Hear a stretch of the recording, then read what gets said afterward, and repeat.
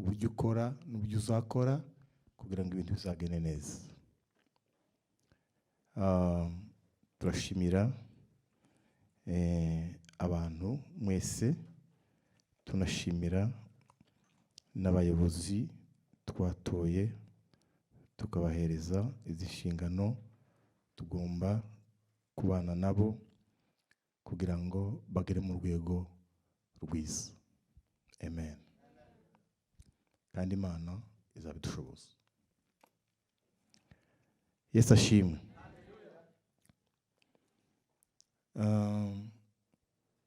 Umukecuru umwe twarabanaga muri Byura, bigeze kumubwira ngo yigishe mu kabiri k'abamama, ngo mare gushika arababwira ati shimiye Imana. Abandi ati Imana ishimwe. Shimiye Imana. Ati Imana ishimwe cyane. Shimiye Imana. Ati Imana ishimwe cyane. Bagera aravuga ati shimiye Imana. Ati Imana ishimwe. Birarangira. Ubutumwa bwiza nicyo gituma bitandukanye n'ibindi bintu byose. Uko hahanze abantu n'imvuzi bazi gusiga audio, bosiga audio nawe udashaka kwitegera ukayitegera kubera kuko bazi uburyo bwo kwisiga audio itanakureba. Ariko mashimwe n'ahandi hantu. Dawudi uvuze ngo iyo tuje mu nzu y'Imana, ndi mu gutekereza muri ibi bihe bya nyuma dufite, ndi mu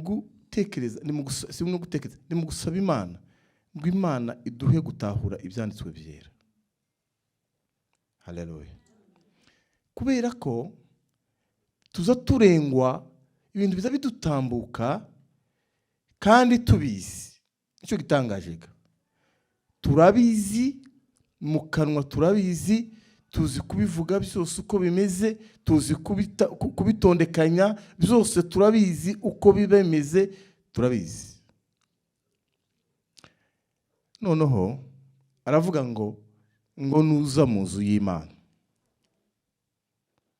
Mwanemera mukaza mubika za telefone igihe turi mu nzu y'Imana kugira ngo mutegere ijambo ry'Imana. Hari nimba na emergency mufite, yihorere nusohoka muraganira nayo. Hari umuntu ufite emergency? Ikintu gikomeye cyane abakozi b'Imana, bakristo bakuze, abakristo twinjira mu nzu y'Imana, ijambo ry'Imana ryatangira kuvugwa, umuntu agatora telefone.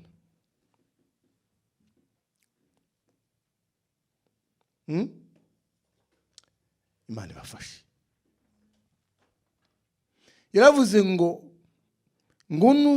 nuzaza uza mu nzu y'Imana. Iri jambo ntiturizi twese. Nuzaza uza mu nzu y'Imana, uzurinda. Komana. Haleluya. Komana. Mana we uzodufashe gutahura ibintu utwigisha n'ibyo tubwira n'ibyo twihanangiriza gukora.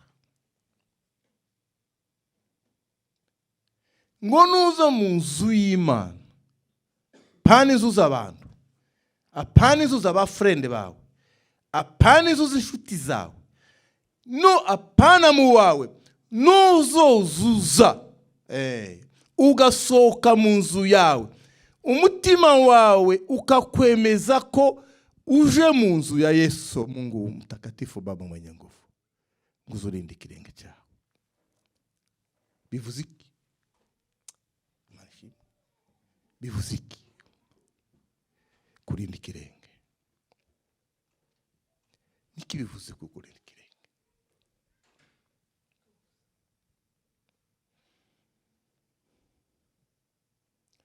Biba bivuze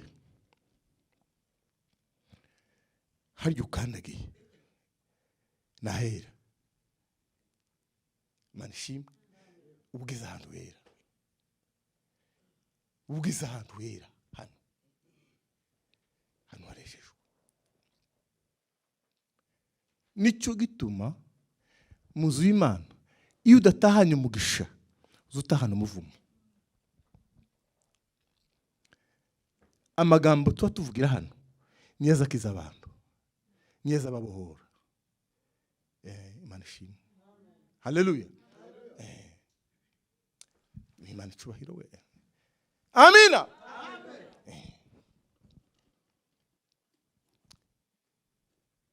Cyumweru cyo hirya nari hano muri Wednesday night, mwarimu w'abana asoma ririya jambo rya kiriya kimuga cyabaga ku rusengero.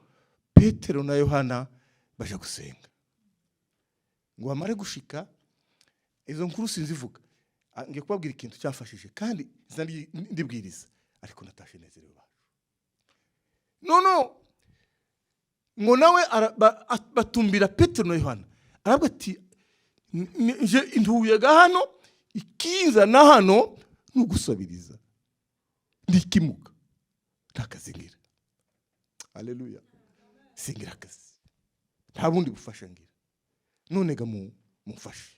Petero hano baramubwira ngo twebwe ifeza ntituzifite, izahabu ntazo dufite, n'ibindi byose ntazo dufite, ariko dufite izina. Dufite izina, mufite izina, dufite izina. Baramubwira ngo mu izina rya Yesu haguruka arakira. Icyo si cyo nshaka kuvuga. Icyo nshaka kuvuga, abantu ngo babonye ibyabaye, wa muntu wakize wasabirizaga, Petero arahaguruka aravuga ngo aba bantu babonye ibi bintu dukoze barabitwitirira. Haleluya. Ariko abantu basobanukiwe na Mungu wetu mtakatifu bakumva ko ibyo dukora si ibyacu, ibyo dukora ni biva ku Mana. Ibi mbaye mvuga biva ku Mwuka Wera wa Kristo, ntabwo biva kuri jewe. Arababwira ngo mwebwe mwabantu mwe ngo tubwira ngo ko matekeza ngo twakoze ibi. Arababwira ngo ya Yesu twebwe twabikoze. Uwabikoze wakijije iki kimuga ni wa wundi Yesu. Yaje kuba nk'umupaseri w'ubu cyangwa umuvuga butumwa w'ubu ngubu cyangwa umuyumbe w'ubu ngubu uhagurutse icyo kimuga, nawe bari mu kumurengeza ku kagare, ntiyari gukoza amaguru hasi. Ariko ibyo dukora tubikora kuri Yesu. Nicyo gituma hano hantu nuhagera uzubika telefone zawe. Amen. Ubike telefone yawe, tikagucumuze, tigatuma utumva ijambo ry'Imana. Tugiye kuganira ijambo ry'Imana rivuga ngo kuva mu rwego ukagera mu rundi rwego, kuva mu rwego urimo ukazamuka ukaja mu rundi rwego. Tugize iminsi tuganira iki? Umutima urimo gushaka Imana, sibyo? Bwana sifiwe. Twavuze umutima ushaka Imana, turabivuga simbisubiramo, ibyumweru bibiri bishize. Iki cyumweru ndashoje inyigisho nashaka kutugana namwe. Tugiye gutegera abantu bavuga butumwa. Amen. Amina. Muranezerewe? Tuzamure ibiganza duheze Imana yacu icubahiro. Haleluya.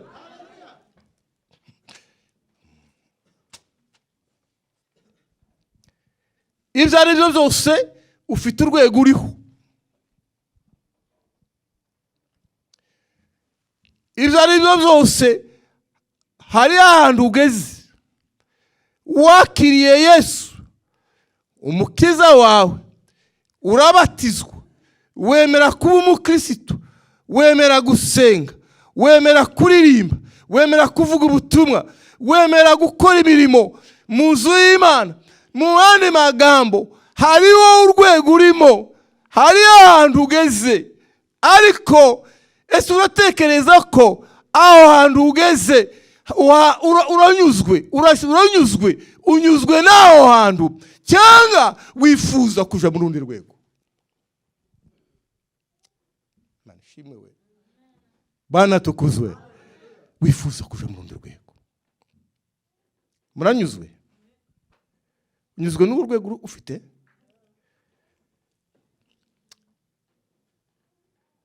Urwego ufite aho ugeze uvugana n'Imana. Ndizera ko mwese mufite urwego murimo, kuko nta watakaza umwanya wiwe, nta watakaza umwanya wiwe kubusa gusa ngo uzuza mu nzu y'Imana ukore n'iyindi mirimo iri yuzu ukora udafite icyo ushaka mu buzima bwawe, udafite icyo ukeneye mu buzima bwawe. Hari icyo ukeneye mu buzima bwawe, hari icyo wifuza. Dusomere ijambo ry'Imana.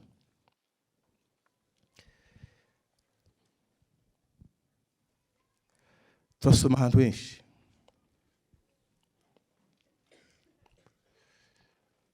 Umwe narebe Abaroma 10. Ese nawe niho wasomye? Abaroma 10. Nje ni 10 umurongo wa mbere. Nije ni Abaroma 10 ku 17. Umwe ntiyasoma. Uwundi arasoma Abaroma 7 no ku 14.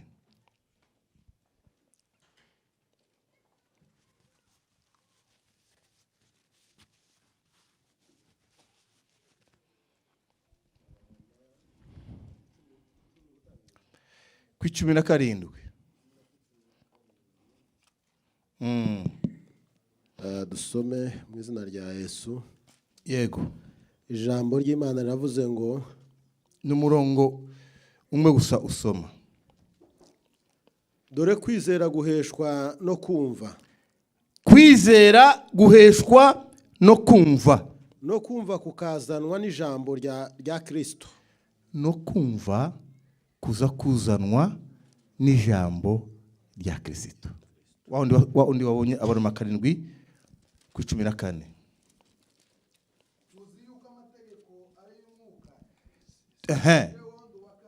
Mushira muheza microphone. Amen. Tuzi yuko amategeko ari y'umwuka, ariko njewe ndi uwa kamere, ndetse naguriwe gutegekwaho n'ibyaha. Umva. Tuzi yuko amategeko ari ay'umwuka, ariko njewe ndi uwa kamere, ndetse yagize gute? Naguriwe. Yaraguzwe. Yaguzwe gutegekwa n'ibyaha. Murongo wa 15. Sinzi ibyo nkora. Sinzi ibyo nkora. Abantu benshi bakunda gusoma nabi. Sinzi ibyo nkora. Aho. Kuko ibyo nshaka atari ibyo nkora. Aho. Ahubwo ibyo nanga akaba ari ibyo nkora. Ariko ubwo nkora ibyo ndashaka, nemera ko amategeko ari meza. Ariko ubwo nkora ibyo ndashaka, kandi nkaba nemera ko amategeko ari meza. Aha, 17. Nuko rero noneho sinjye uba kibikora, ahubwo n'icyaha kimbamo. Mwumvishe umurongo ukuntu usobanuye? Komeza. 18. Nzi yuko muri nge ibyo ni ukuvuga muri kamere yanje. Nzi yuko muri nje ibyo nta cyiza kimbamo. Ni ukuvuga ngo muri kamere yanje nta cyiza kimbamo. Kuko mpora nifuza gukora icyiza, ariko kubikora ntako. Buhagaze aho ngaho. Bana sifiwe. Abandi mu Bibiliya hasigare gusa Pastor Fidel na Evangeliste Sam. Ari mu mfata za Bibiliya mubumbuye, namwe abandi mubumbi. Tuguye kwiga ijambo rivuga ngo kuva mu rwego urimo ukaja mu rundi rwego. Ese ni gute umuntu yava mu rwego arimo akaja mu rundi rwego? Ni ijambo ryumvikana. Yesu ashimwe. Sinshaka kuvuga umuntu uri kuri telefone. Muyibike. Kandi mbivuze kabiri nusubira ninkuzo kubona ndakuvuga ninde uri hariye Bwana sifiwe kumva ijambo ry'Imana tuvuze ngo tugiye kuganira iki urimo ugezemo ukaja mu rundi rwego dusomye ijambo ry'Imana hano Pawulo abwira Abaroma tugiye kureba inzitizi izituma abantu batava aho bari banyuzwe naho bari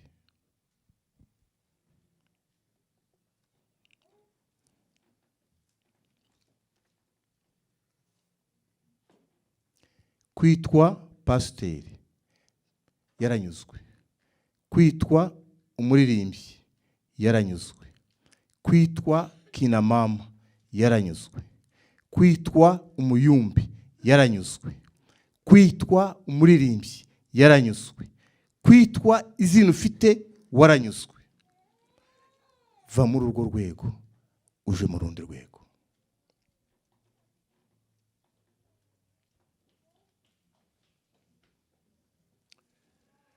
soma Yohana mbona gusobanura rino jambo Yohana 13 umurongo wa 10 na 34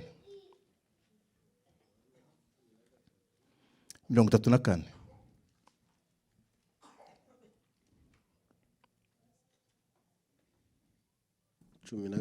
13:34 yego ijambo ry'Imana riravuze ngo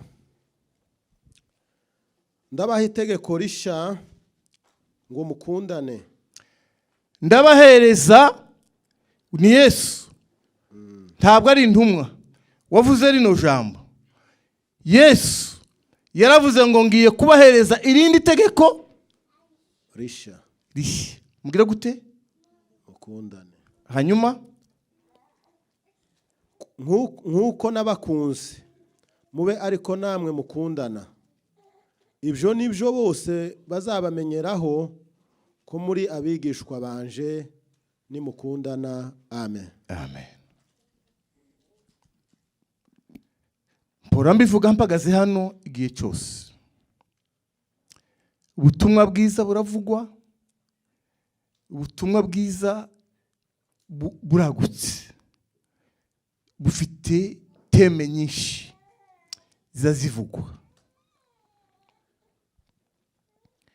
ariko bushize narimo mbabwira ubutumwa bwiza butaganira ibyiringiro no kugaruka kwa Yesu n'ubutumwa bw'igice n'inusu hariyo inkingi z'ubutumwa bwiza izo niyo kuba kwidafite inkingi hari inkingi z'ubutumwa bwiza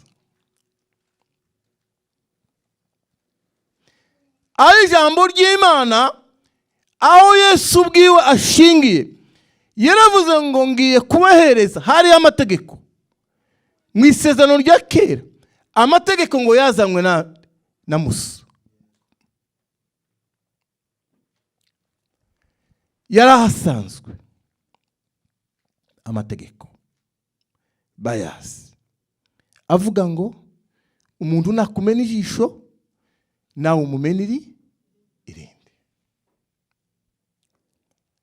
bari barubatse imihana imidugudu yo guhunga umuntu yakora icyaha gikomeye yarirukaga akiruka ariko Imana yari yateguye plan nziza zo kwigisha kwari kwigishaga abantu uburyo bwo guhunga bwo gukira icyaha umuntu yica umuntu yarirukaga bakamwirukana bamufashe nukumwica nawe ariko arabarushije amaguru akiruka akinjira muri uwo mudugudu yabagakize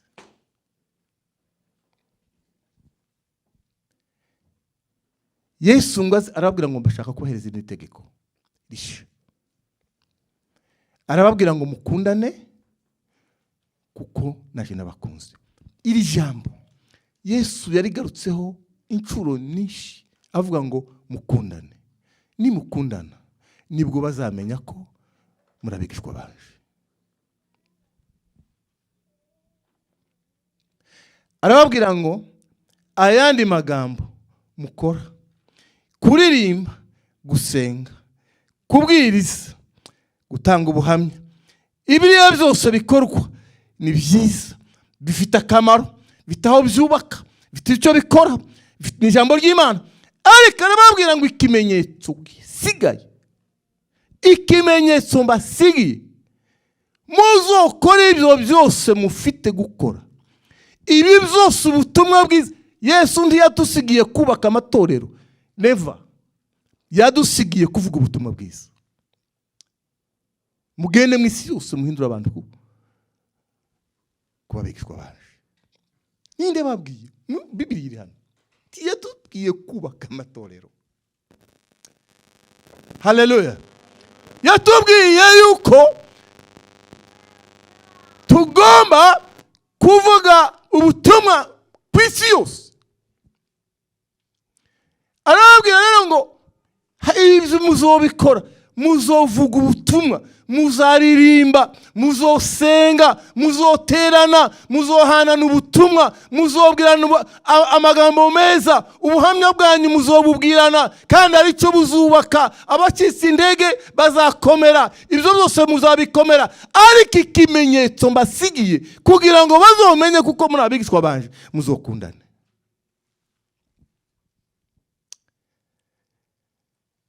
Abakristo hanonewe Kristo kanisa la leo.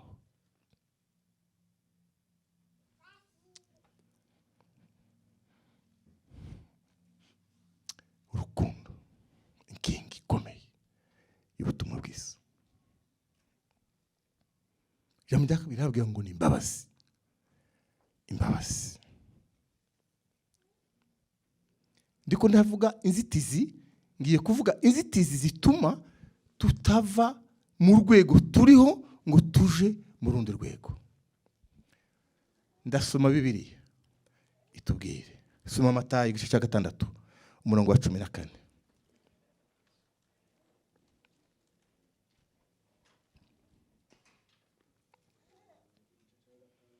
Umurongo wa 14 Matayo.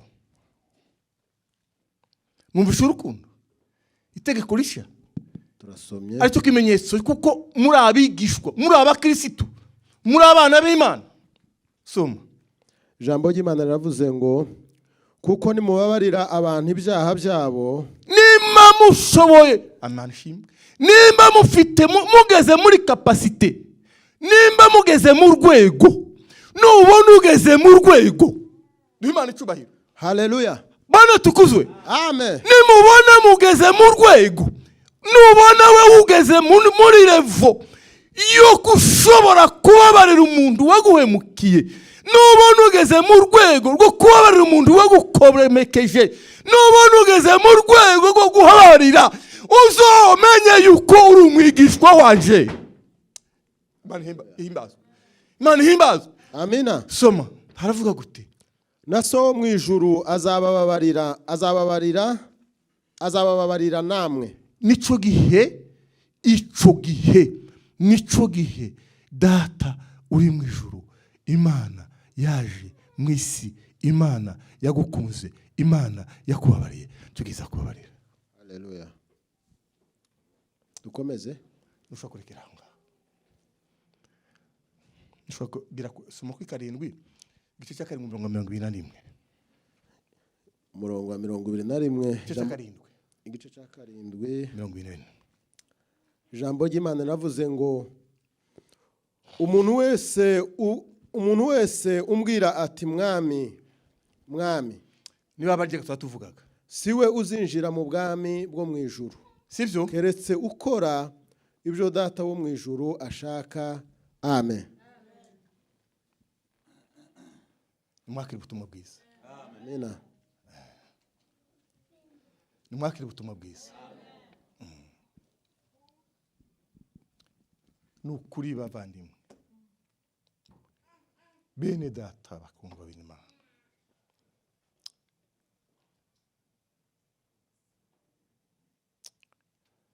nta yindi nzira dufite. nta hantu twokobereza, nta hantu twoca. Sifa kwa Mungu.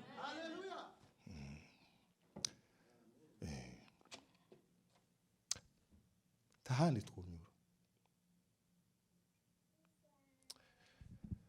nta yindi nzira dufite.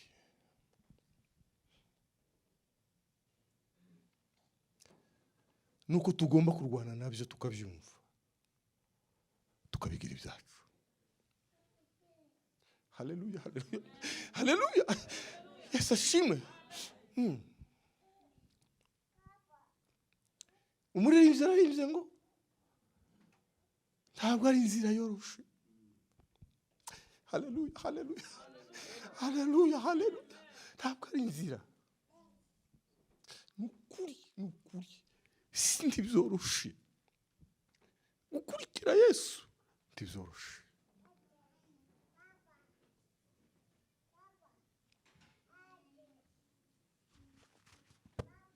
Hari aho tugomba guca, hari inzira yabyo.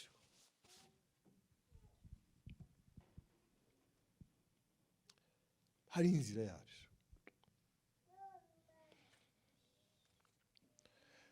Muratekereza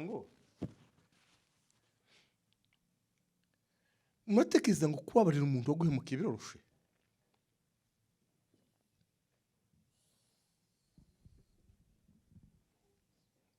Haleluya. Murabitekeza ko byoroshe?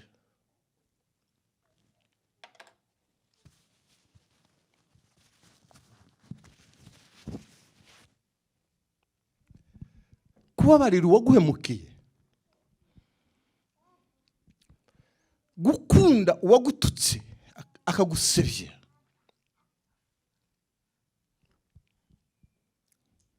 ukamukunda,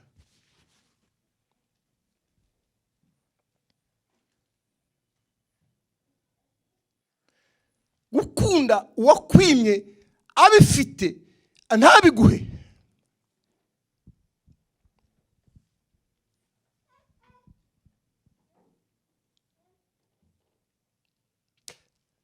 sinzira yoroshe, sinzira yoroshe. Gukurikira Yesu sinzira yoroshe.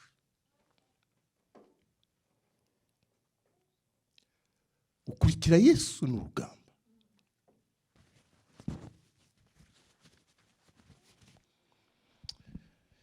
Nasinze Imana, ndabwira mu Mana, nta mpamvu yo kurira mu materaniro, ko byarananiye. Mwihangane, abisenge.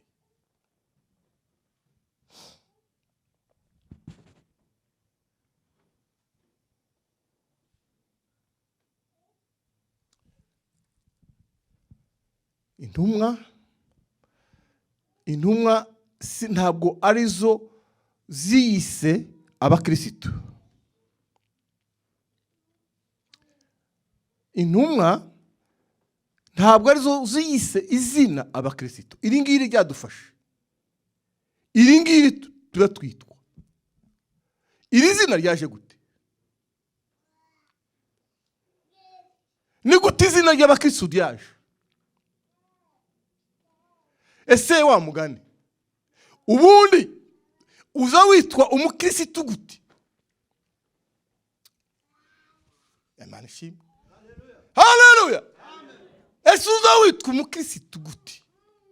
Iri zina uyitwa Kabuki. Kabuki.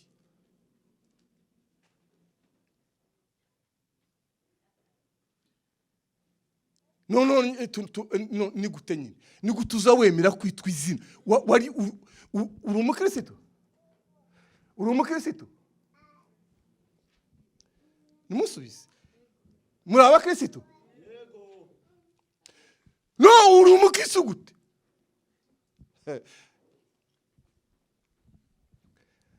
Ntabwo ari intumwa ziyise abakristo. Abantu bise abakristo iryo zina n'abaturage babonaga imirimo y'intumwa ukuntu ari myiza, babonaga ukuntu bavugaga nka Kristo, babonaga ukuntu bakoraga nka Kristo, babonaga ukuntu bitwaraga nka Kristo, baravuga ngo abangaba ni abakristo. Imana ishimwe. Haleluya. None urimo kwemera kwitwa izina umukristo, utavuga nka Kristo, utagenda nka Kristo, udakora nka Kristo, utitwara nka Kristo, utababarira nka Kristo, udakunda nka Kristo, urimo kwitwa izina gute?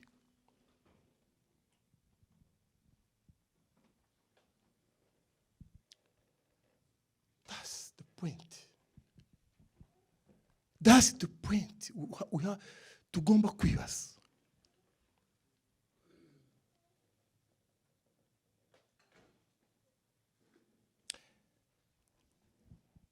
Biblia ini connection. Biblia yose irahuye. Mu mpamvu Pawulo yandikiye abakorinto igice cya 3 turabwira ngo ni mwizandiko zacu. Haleluya. Ntago dukeneye kuko tubandika izindi zandiko ngo zibarata zibaranga ba apotre bande ba bishop bande ba runaka baki baravuga ngo imirimo mukora nizo rwandiko. Ariko umwuka wera yavuganye nango. Ubarikiwe sana. Uyu umwuka irya jambo n'umwuka wera kubwiye. Nibindi biracyavugwa kuko watanze password. Bana sifiwe. Haleluya. Kuko wakinguye iki umuryango. Ariko nukinga ntawuzokingura. Yego bazaza bakomange basakuze. Ariko umuryango uzobukinze. Bana sifiwe. Umuryango uzabukinze. Tugomba gukinga. Ikini gihe cyo gukinga imiryango yose tukayibroka. Bakagushaka bakakubura. Amajwi akaza bakakubura. Sifa kwa Mungu.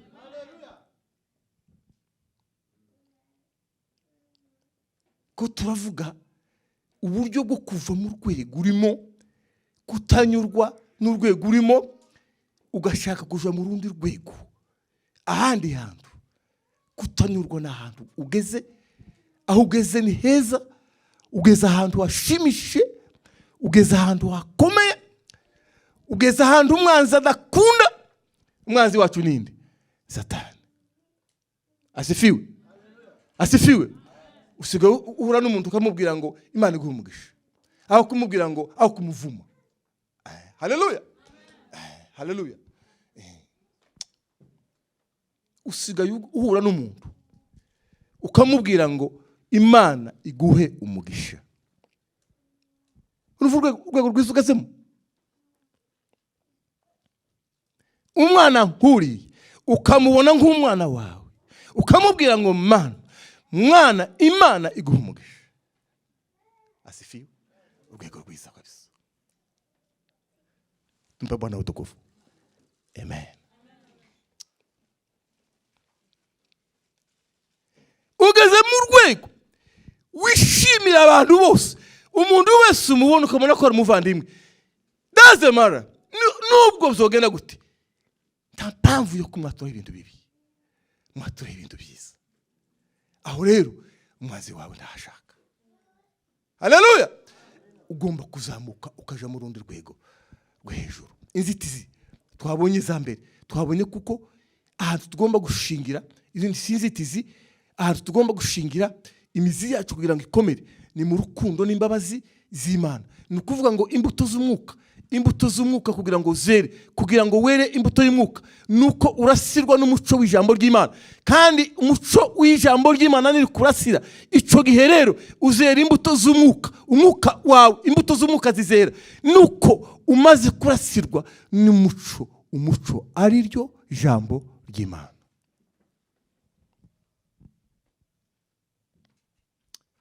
Amen. Turi kumwe. Muracanezerewe n'ijambo ry'Imana. Runo ruhande muracanezerewe. Nimuzamure ibiganza turebebe. Asante sana. Imana ibaho umugisha ibiganza byanyu muzamuye.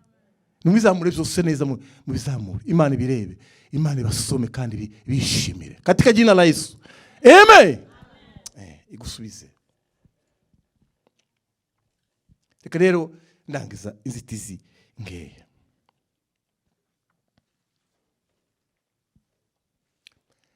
Ibintu bituma utagera mu rwego ugeramo. Twasomye ijambo ry'Imana. Havuze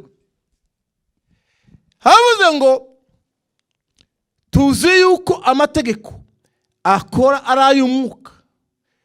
Turabizi. Ndabizi kuko amategeko ari ay'umwuka. Ariko njyewe ndi uwande? Ndi wa kamere. Ndetse naguriwe kugira ngo naguriwe iki? Naguriwe kuba umunyabyaha.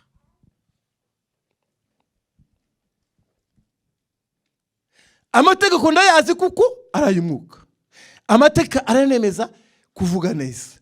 Amategeko anemeza kudakora nabi. Ndabizi byose. Turabizi byose.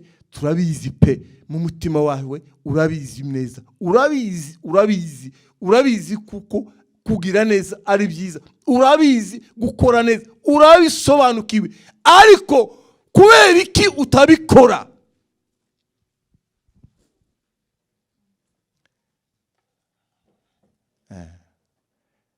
Turi kumwe? None tubizi. Ikanisa ni ikintu cyiza. Haleluya. Nubwira umuntu umwe muvuga ati kubera none ari uko amuziho. Ariko byari bikagombye kuvuga ngo tubazanye ibibazo. Twese nta muntu uzi ibyo undi azakora. Sibyo? Hari igihe ibyo uzukora ubihisha. Abantu ntibabimenye.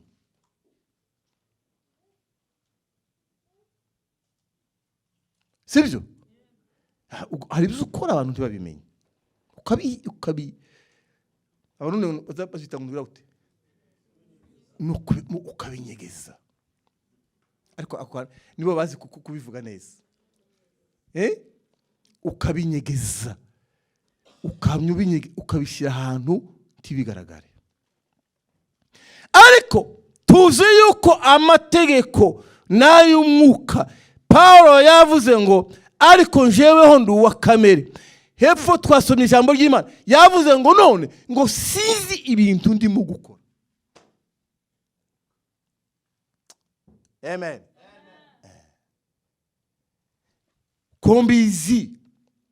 Konzi ngomba gukora neza. Ariko simbikore. None niki? Sinzi urizi. Sinzi impamvu. Sinzi ibyo ndimo gukora. Ibyo ndimo gukora ntibisobanutse. Ibyo ndimo gukora ntibyumvikana. Ibyo ndimo gukora ntibitomoye. Kubera iki? Kandi nzi yuko gukora amategeko asaba kuko dukora neza. Yavuze gute? Yavuze ngo impamvu ubizi ariko ntubikore nuko uri umuntu wa kamere kandi waguzwe kubwo ibyaha, uri umunyabyaha. Noneho aravuga ngo kubera ko nshaka gukora icyiza ariko icyo nanga gukora akaba ari cyo nkora. Haleluya. Haleluya. Icyo nanga gukora akaba ari cyo nkora. Icyo nkuze gukora ntabwo ari cyo nkora. Aravuga ngo noneho namenye neza kuko impamvu sinje ukubikora. Nukuvuga ngo umuntu ubikora ni icyaha kimbamo. Amen. Birumvikanye. Birumvikanye. Burya uzukora ikintu udashaka. Wagambiriye gukora ikintu cyiza ntugikore. Ugakora icyo udashaka. Si wowe ugikoze, ahubwo ni icyaha kigutuyemo. Cyakwaritsemo.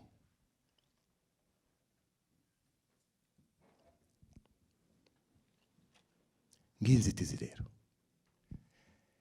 Umuntu w'inyama n'amaraso,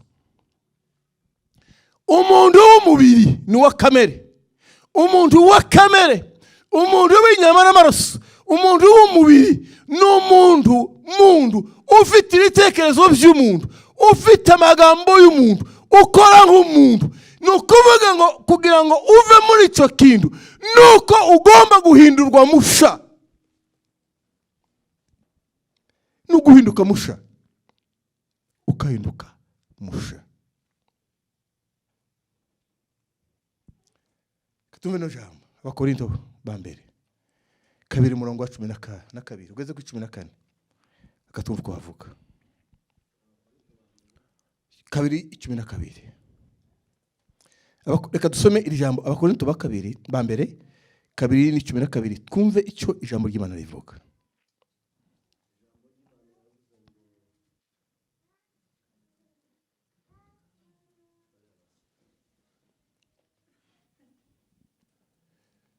Ijambo ry'Imana ravuze ngo ariko twebweho ntitwahawe ku mwuka w'iyi si. Mwumva rero, twebweho ntitwahawe umwuka w'iki? W'iyi si. W'ino si. Ahubwo twahawe umwuka uva ku Mana. Ahubwo umwuka twebwe twahawe, munkurikire ko turakurikira. Mbana babonye barangaye. Nubwo mavuze gute muri rusanga ariko mbabonye abantu bagize gute. Nga tangire neza hari. Ariko twebweho ntitwahawe umwuka w'iyi si. Ntitwawuhawe.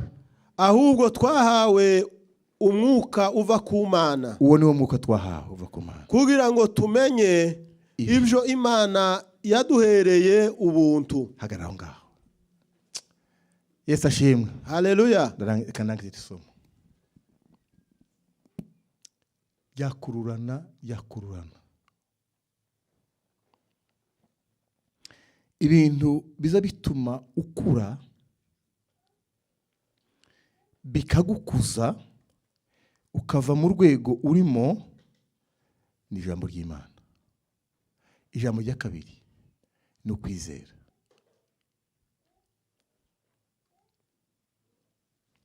Kabanze vuga ku ijambo ry'Imana. Kabanze vuga kwizera. Ikintu kigukuza ukava mu rwego urimo ni ijambo ry'Imana byonyine. Ijambo ry'Imana. Ryarindi utagirira umwanya, nta mwanya urihereza, umwanya utari busy uzuja kuri televiziyo cyangwa ugafata telefone yawe cyangwa kuri ibindi. Suko bimeze?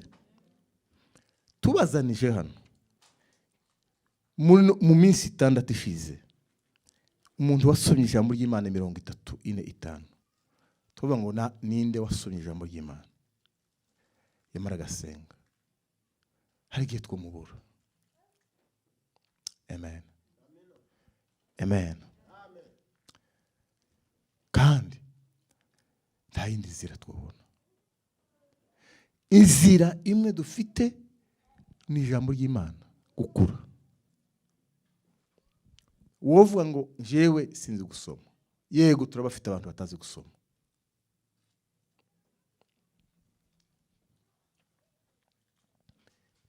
Niyo nzira yonyine. Kwizera niyo nzira idutuma dukura. Aha niho bizingiye. Impamvu tudakura naho bizingiye kuri ibyo bintu bibiri. Ijambo ry'Imana ntituryitaho. Ijambo ry'Imana ntituriha agaciro. Ijambo ry'Imana ntiturishakisha. Ijambo ry'Imana ntituritekerezaho. Ijambo ry'Imana uri busy mu kazi, ufite break, uri mu rugo, ufite days off, turitekerezaho. Naho bisingiye. Mwuka wera ntaho yonyura. Mwuka wera ntaho yoca. Nta nzira umwuka wera ufite. Mwuka wera akorana nande. mwuka wera akorana n'abantu bafite ijambo ry'Imana, mwuka wera akorana n'abantu babitse ijambo ry'Imana, mwuka wera akorana n'abantu bita ku ijambo ry'Imana, mwuka wera akorana n'abantu bafite kwizera. Haleluya. Bwana sifiwe. Biratubwiye ngo twebweho ngo twahawe umwuka w'isi. Umwuka w'isi, uyu mwuka w'isi ugira abandi, umwuka w'isi ugira abantu b'inyama n'amaraso, abantu buntu bafite ibitekerezo by'isi. Ibitekerezo byabo ni by'isi, ni ibitekerezo bya kimuntu, ni ibitekerezo by'abantu ba kamere. Uwo muntu rero ntashobora gusingira ibintu by'Imana. Birumvikanye? Birumvikanye? Birumvikanye? Uyu muntu ufite ibitekerezo by'isi, ibitekerezo bya kamere, ibitekerezo by'inyama n'amaraso, ibyo bitekerezo tibizasingira umwuka w'Imana. Kandi ibyo bitekerezo biba muri twebwe. Ibyo bitekerezo biba muri twebwe, niyo bizabikorera.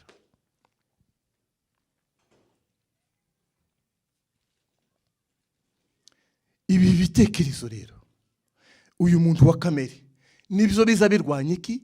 Kwizera. Urimo ukavuga ngo, ukagerageza ukavuga ngo iki kintu cyashoboka. Amen. Twacyari kumwe? Uyu muntu wa kamere, uyu muntu ufite ibitekerezo by'umuntu, uyu muntu ufite unyama n'amaraso bya kimuntu, ufite umwuka w'isi, rimwe na rimwe azagaragaza akavuga ngo agasenga, akavuga ngo ufite ikibazo ugasenga ukavuga ngo iki cyashoboka. Ubwo nyine ibitekerezo bikameye kubwira ngo ntibishoboka. Iki cyo cyokunda kuko uri umuntu w'isi.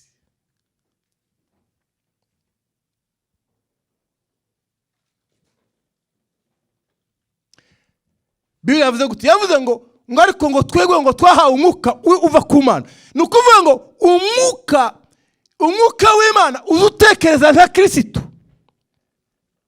Umwuka wa Kristo uzutekereza gute? Uzuvuga ngo byose birashoboka.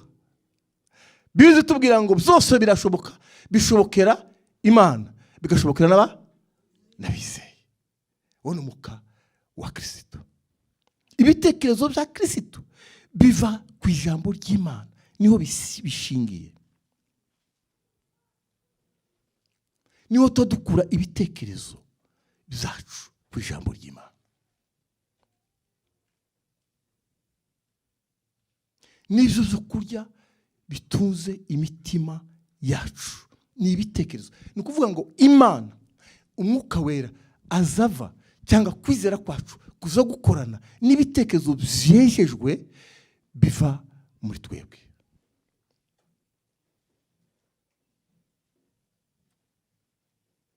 Karumvikanye? Haleluya. Umwuka akorera muri twebwe, akorera mu bitekerezo byejejwe biva ku ijambo ry'Imana. Byose bigashoboka. Ibidashobokera bizera, ariko kubizera byose bigashoboka.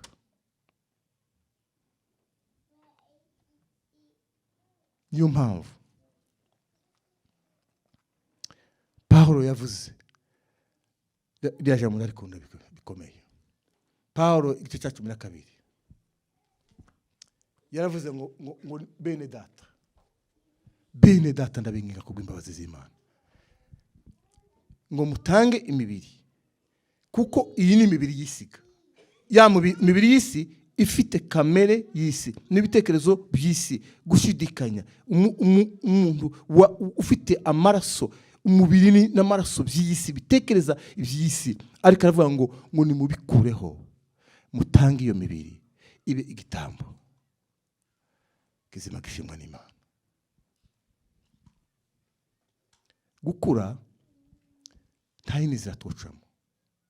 Kuva mu rwego urimo ukaja mu rundi rwego ni ijambo ry'Imana, no kwizera ijambo ry'Imana, no kuva mu buryo bw'umuntu ukava mu bitekerezo by'abantu, ukava mu bitekerezo by'umuntu, ugahinduka musha, ukaba musha. Ya ndirimbo tugiye kuzaturimba buri cyumweru bivuga ngo amaraso ya Yesu yakoze ibikomeye ngo mu isi y'abizera. Ni ukuvuga ngo mu isi y'abatizera amaraso ya Yesu ntacyo yakoze. Amaraso ya Yesu ni amaraso nk'ayandi. Ariko mu bantu batuye mu isi yo kwizera yakoze imirimo ikomeye cyane. Imana ibarinde, Imana ibamugishe. Muje mu isi y'umwuka, mu isi y'imbaraga, tuve mu bitekerezo by'abantu tujye mu bitekerezo by'Imana. Imana ibamugishe. Amen.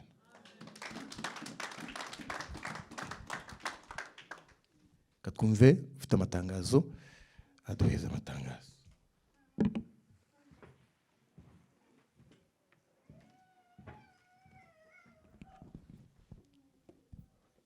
Arakoze Pasiteri, Imana imuhe umugisha. Uyu munsi ndabona ari umunsi ugize udasanzwe. Amen.